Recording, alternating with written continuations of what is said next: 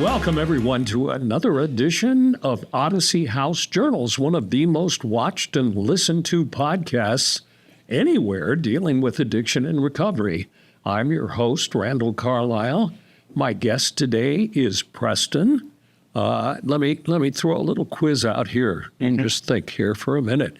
We just got analytics for the past 30 days, and out of the whole area just here in Utah, if you had to pick a town where we probably had the most listeners, what town would you pick? That's a tough question. Yeah, that's tough, yeah. I mean, probably Salt Lake, right? It's probably the biggest. It's Magna, believe it or not. Really? We have 216 loyal listeners in Magna. Wow. So hello, Magna. Thank you very much. And for those of you watching around the world, that's a suburb of Salt Lake City, just to the west of Salt Lake City. Not very far either. So we welcome you. Our whole purpose of this podcast is to let everyone know that there is hope for recovery, no matter how long you've been in addiction or how far down you've gone, you can recover, right? Yeah. So tell me your story, Preston. When did your addiction start? How long did it last? And how long have you been in recovery? Oh, let's see. So I came from like a pretty good family, right? I got 3 brothers and a sister. And my parents were married till I was about 10 years old. Let's see, my dad, he'd always been in and out of prison and jail and the street life. But my mom was a really good mom. She took care of all 5 of us. So my brother and sister, they're younger than me and they're twins. And then my littlest brothers, they're twins too. And then so my mom had 5 kids in like 5 years. So she had 2 sets of twins? 2 sets of twins, yeah. Really? And I'm the oldest, yeah. So my dad was just in and out of our lives constantly. And they split up when I was about 10 years old. And then we all went with my mom. And I just kind of, I was the oldest one. I was the man of the family, kind of, and I just like was responsible for being that part in my brother's and sister's life. And I think I just kind of started to rebel slowly. I just like didn't understand what was going on. And there was like sexual trauma that had happened to me early on. And I just like didn't really grasp what was going on in my life, right? And so I just slowly started to drift the other way. And then about 14 or 15 years old, I left home and I went and found my dad.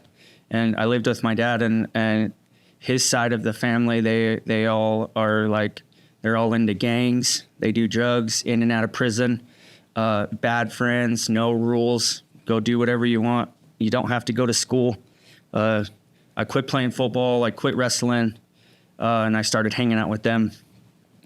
And we just lived in this little trailer park, and a lot of my family all lived in the same trailer park. And so I started skipping school and I started smoking pot with them at about 14 or 15 years old. And I started drinking with them, and I just started doing what they were doing.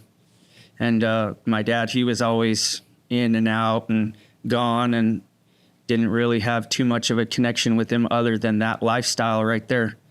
And so I did that for a while, and I just kept slowly drifting until I got about 18 years old. And then once I got 18 years old, I moved in with a couple of friends, and we started smoking pot all the time, and we started going to parties and eating ecstasy and doing the psychedelic thing, and always having friends over. We were selling pot and just living like that for a while. And I was always just consumed with the attention of being that person in everyone's life.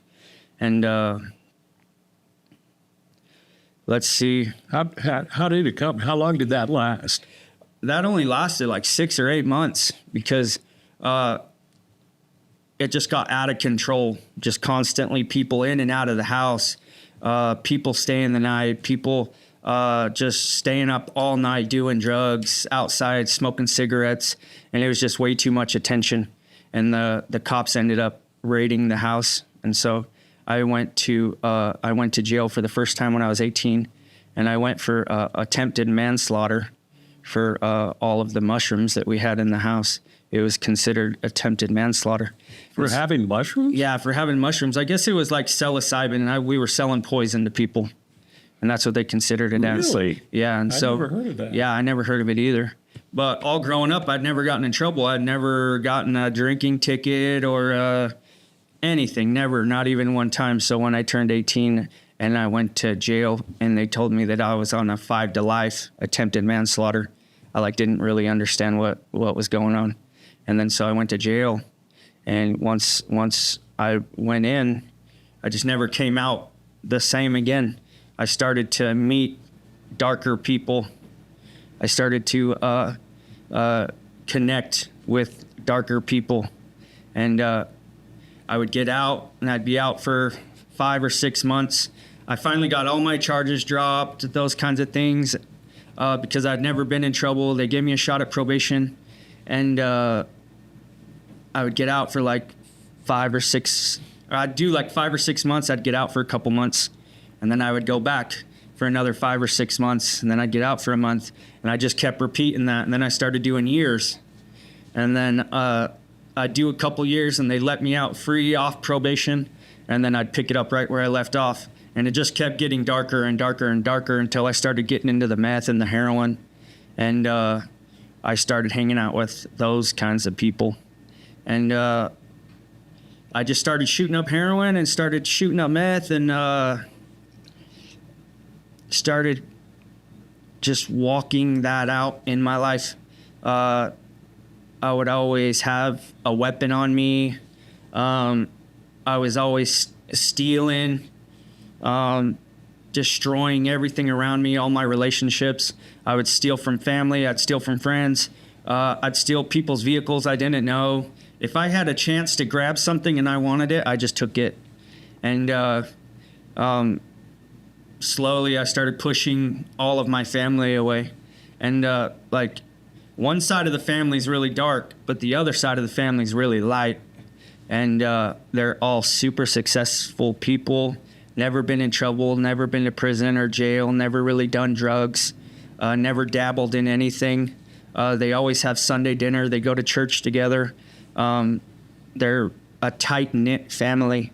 And those were the ones that I pushed away the furthest, because I couldn't face that part of my life, because every time I would go around them, they'd be like, "What are you doing? Why are you doing that? We love you." Being judgmental. What can we do for you? Not really judgmental, just more concerned and worried, and just we want to help you, but we don't know how to help you.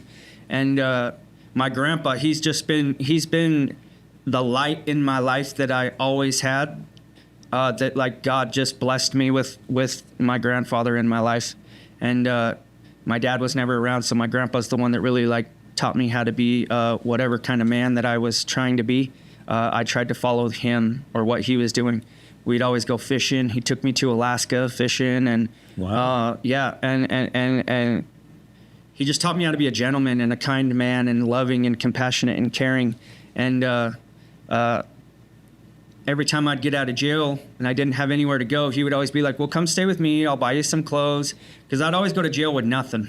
I'd always end up with nothing, because that's how it goes in the dope game like that. You just end up with nothing. And then so every time I would get out, he'd get me back on my feet. He'd let me stay. He'd give me some clothes. He'd buy me a car, rent free, all the things. But he's been a pharmacist for 40 years, and so he's super naive to in all the most positive, loving, kind ways. He's just naive to the darkness like that. And I took advantage of that, and I started stealing from him, and I started just manipulating him, talking him into giving me money because my car needed to be fixed, or I needed to pay my rent, and really I was just spending it all on drugs and taking care of my friends and all the things. And how'd that be? You talk as if you really love him and revere him as being a really good guy. Yep. but you're you're shitting all over him. Yeah, absolutely. Yeah. How'd you feel about yourself at that point? I really didn't care. Like I didn't really like my eyes were covered still. And so like I didn't see I wasn't able to see yet Because of the addiction. because of the addiction, because of the sexual trauma that I hadn't dealt with in the past. My parents splitting up, hanging out with all these dark people. My veil was over my eyes. It was still covered up. And then so I wasn't able to see yet. And so I just really didn't care. I didn't feel anything. And if I did feel something, I just drowned it out with the heroin. And that kept it pretty numb. That kept it to where I could do whatever I wanted to anybody and not feel it. And then so if I ever needed to do anything that I knew that I was going to feel, or I started to feel a little something coming to the surface, I would just stuff it back down with the heroin. And I kept it that way for a while. And then so I layered over it with all kinds of just dark stuff. And I couldn't see. And so eventually he found out what was going on because I was just so strung out that like I lost all my weight. My eyes were sunk in. You could just feel the darkness coming off me anywhere that I go, everywhere that I go. My family, they would just feel it. They'd be like, yeah, something's going on with them. He's lost. And so I just took off. I just started living in the streets, and I started sleeping on couches and motels, and I started to try to make ends meet and just survive, really. My life was just super dark. I had a couple daughters, and I was still just living that lifestyle, and so was the woman that I had a baby with. She was also living like that, and we were trying to take care of our daughters the best we could, not even the best we could, but just we were just all trying to survive at that point. And long story short, the state found out what was going on between all of it, and they decided that they were going to take our daughters. And we have a really good friend. I'm not going to say her name, but we have a really good friend, and she's never really done drugs. She's super well put together, has her own place, works from home, all the things. And she offered to take care of our daughters while we tried to get our stuff straight. I was on the run from Nevada probation, Utah probation. I was fitting to go to prison again, and I just I couldn't figure out how to put my life together enough to get the girls back, and she couldn't either. She was strung out too, and so my daughters, they went with our friend, and so. So when did all this come to an end? And how? I got locked up, and I had finally gotten caught, and she had finally gotten caught, and we were both in jail awaiting court and stuff. And DCFS came in, and they were like, "You need to figure out what you're gonna do. If you're gonna get your daughters back, you got 1 year to do it." And I wasn't even fitting to get out of jail within a year, and either was heaven. And then so the girl that had our daughters, she just said, just sign them over to me, just voluntarily delinquish your rights to me, and then let me take them and let me take care of them. And if you guys can get your lives back together, maybe you can come back in to their lives, but I'm not going to allow you to just come in and out and in and out, right, and in and out like that, right? Which makes sense. Which absolutely, yeah, and it's the best thing she could have ever done for those girls, is to keep us away until we got well. And then so I was in jail, and I was just like, every time I go to jail, I go to Max, and you're just like, you get an hour out of your cell to go shower real quick, use the phone, and then you go back to your cell. And I was coming off of the meth and the heroin, and just the trauma of the girls getting taken by the state and pushing everyone away, and just all that I had just explained. And I was just sitting in my cell, and I couldn't figure it out. And I started hearing voices, and I started getting really weird. Like like you see a lot of the people out on the streets and they like are talking to themselves and they're doing this and they're like, can't like stop doing it. Right. I was like that. I was stuck like that. And I kept doing this with my hands and I kept like talking to myself over here in the corner and I was just like stuck. But on the inside, I could hear what was going on out here. And so I'd catch myself doing that. And I would just like get mad at myself and my dialogue was all crazy. And it was just like, stop doing that. Like, you're being weird. Like, quit doing that. And then I'd stop for a second. And then all of a sudden I'd start doing it again. And I'd catch myself doing it again. And so I was stuck and I couldn't figure out how to get unstuck. And I was driving myself nuts. And all I could do was toss and turn in my bunk because I was super sick on heroin and meth. And I was coming down and I had this crazy dialogue going on. And the enemy was just attacking me. And I like threw the sheet over the bunk and I tied it. And then I tied a loop and I put it around my neck. And I pulled it as tight as I could till I could feel my face like bulging out. And then I kicked my legs out and I like hung there and that's all I really remember. And then I remember waking up and I was on the floor of the cell and my nose was bleeding and I had throw up on me. And I don't know how I got it off of my neck. I don't remember. All I remember is kicking my feet out and that was it. And so I took it off and then I woke up that way somehow or some way by the grace of God. I was able to still be here, but you were intending to kill yourself. Yeah, definitely. Yeah, I was driving. Everything was driving me so crazy that like I just wanted it to stop, and it's the only way that I could figure out how to get it to stop, is by just ending it, because that's how crazy I was at that point. And so I like pushed the button on the cell door, and I told the lady in the bubble that watches over the pods. I was like, hey, I just tried to hang myself. I don't know what's going on, but I need somebody to please come and help me before I do something like that again. I just need help. And so she stayed on the speaker with me and she was the kindest lady. She just talked to me and she just like asked me what was going on and just like talked to me, just simple questions about my life and stuff, and tried to get me to just stay on the speaker with her until they could get somebody down there. And so then they sent medical down.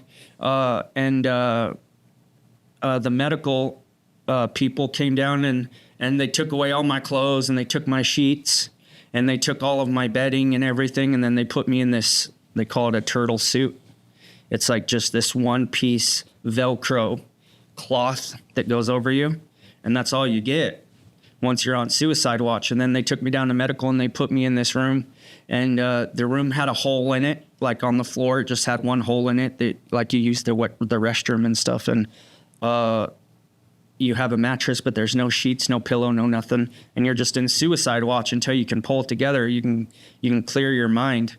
And so I was in there for like 2 or 3 days and I was just super stuck. I was like doing this all the time and I was talking to myself all the time and I was driving myself nuts and I couldn't figure it out. I couldn't sleep. I couldn't nothing. And I was just, I didn't know what to do, you know?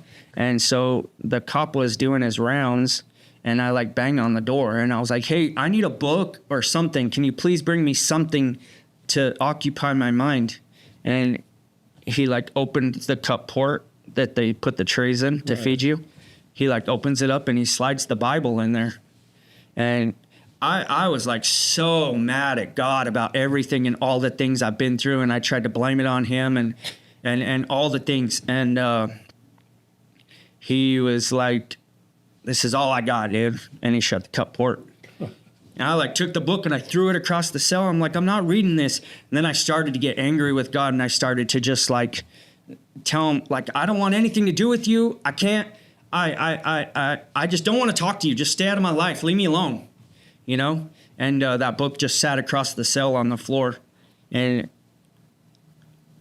I was trying to sleep and I just kept waking up and I could feel that book. Like on the floor, I could just feel that book. And a couple more days went by and then finally I was like, whatever, dude. And so I picked the book up off the floor and I was just like, hey, whatever. Like, whatever it is, let's see then. Let's see if you're real. And then so I opened the book up and then the book started like reading to me.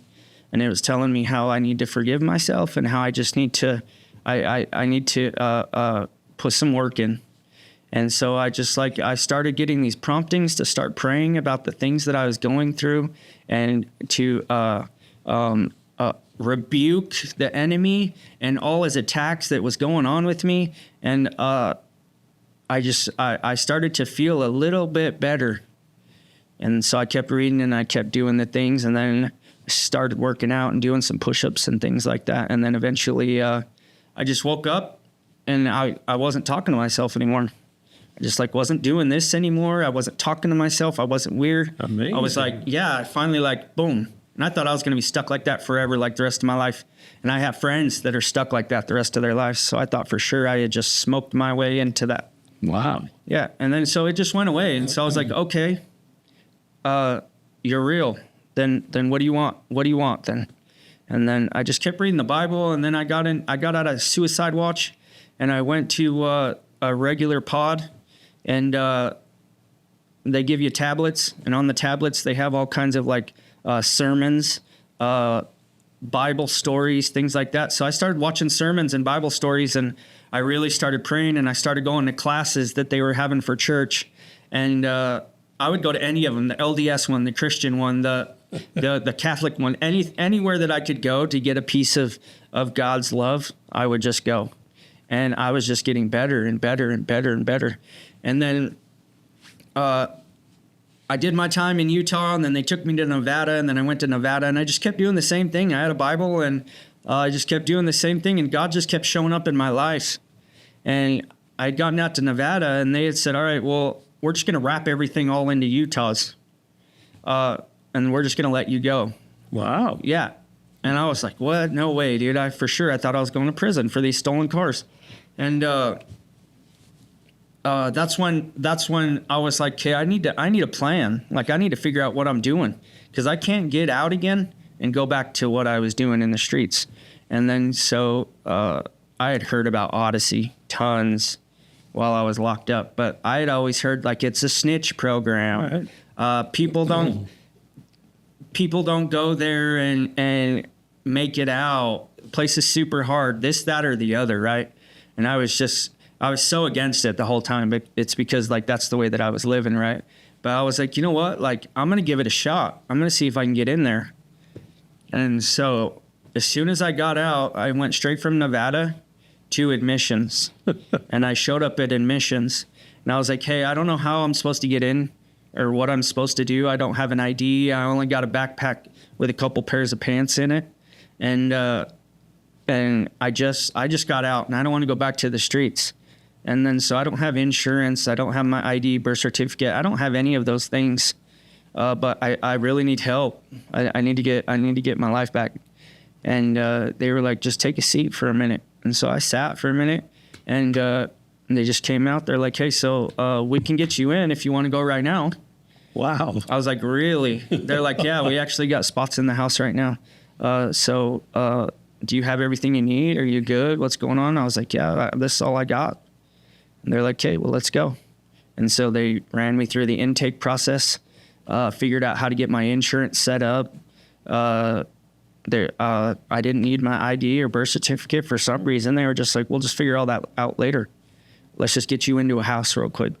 And so I went to the downtown house, and that's where it started.